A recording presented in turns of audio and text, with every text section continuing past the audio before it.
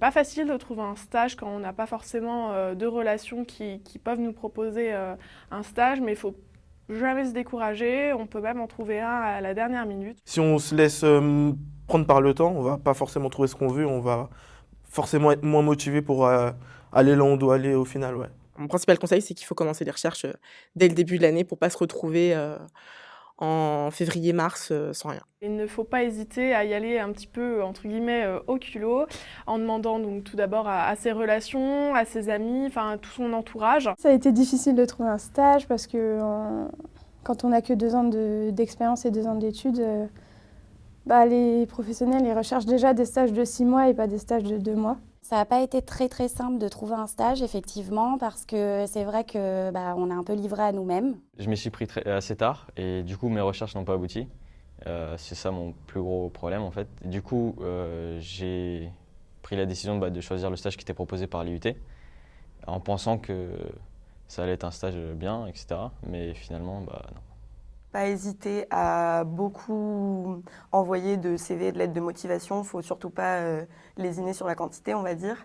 Et si au bout de 20, 30 envois et qu'ils n'ont aucune réponse positive, déjà revenir sur eux-mêmes et se dire c'est peut-être ma lettre de motivation et mon CV qui ne vont pas, parce qu'en général c'est ça que les entreprises voient en premier et jettent en premier si ça ne va pas. Il ne faut pas être fermé à quelque chose qui de base ne vous attire pas forcément parce que ça peut au final vous plaire et vous pourrez changer d'avis à la fin. Vraiment démarcher un maximum d'entreprises pour essayer d'avoir le choix. En fait c'est ça le plus important, si on peut avoir le choix entre 2-3 entreprises, c'est vraiment un bonus. J'avais un contact qui a pu me faire obtenir un stage du coup dans l'entreprise où elle travaillait. Ils me connaissaient déjà, j'avais eu l'occasion de travailler déjà à la RATP, du coup j'ai pu trouver assez facilement mon stage. J'ai assez vite trouvé, en fait je me suis réorientée vers, au lieu des grandes entreprises, plutôt des petites entreprises et notamment les startups. Et en fait j'ai été étonnée de voir qu'ils recherchaient énormément de stagiaires. Et tout simplement de relever tous les indices qui peuvent vous paraître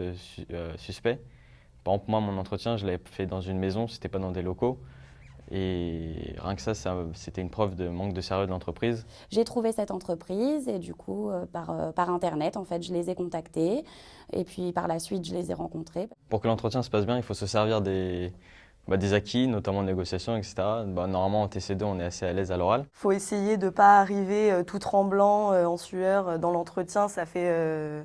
Enfin, il faut essayer d'être un peu sûr de soi, même si on n'est pas très sûr et qu'en général, les recruteurs sont là pour nous déstabiliser. Il faut avoir l'air un peu sûr de soi. Pour réussir son entretien, rester naturel, être souriant, répondre sincèrement et montrer sa motivation. Il faut vraiment essayer de donner envie et montrer qu'en fait, on est plus ouvert que plutôt qu'on a choisi les choses par défaut. Connaître son CV un petit peu sur le bout des doigts, savoir dire ses qualités et aussi ses défauts, et puis savoir se vendre, entre guillemets, dire pourquoi on serait le meilleur pour cette entreprise-là et pour ce poste-là. Mais avoir au moins des projets concrets à présenter pendant un entretien pour montrer que oui, je veux me démarquer, je veux être le meilleur et votre stage, il va me permettre d'accomplir ça, ça, ça. Il faut rester naturel, il faut quand même avoir un petit côté professionnel, mais pour ma part, ça s'est très bien passé. Après, on expose ce qu'on a envie de faire, en quelle formation on est et ce pourquoi on est motivé à faire ce stage. En fait, ce qui est important dans un entretien, c'est vraiment le fait de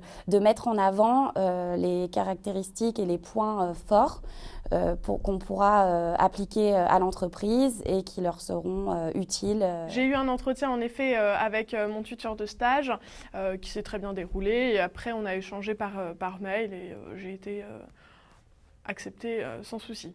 Alors du coup j'ai trouvé un stage dans le secteur que je souhaitais, mais je cherchais plus un truc commercial et c'était plutôt dans la communication administrative.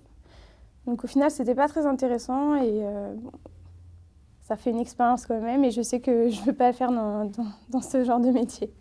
C'est mieux d'être dans une entreprise qui nous correspond, mais quand on a l'idée de ce qui nous correspond, parce que c'est vrai qu'arriver en 2e année de DUT, on ne sait pas forcément ce qu'on veut faire.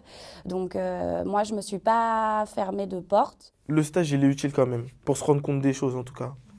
Pour se rendre compte du monde professionnel et de ce qui est demandé en fait.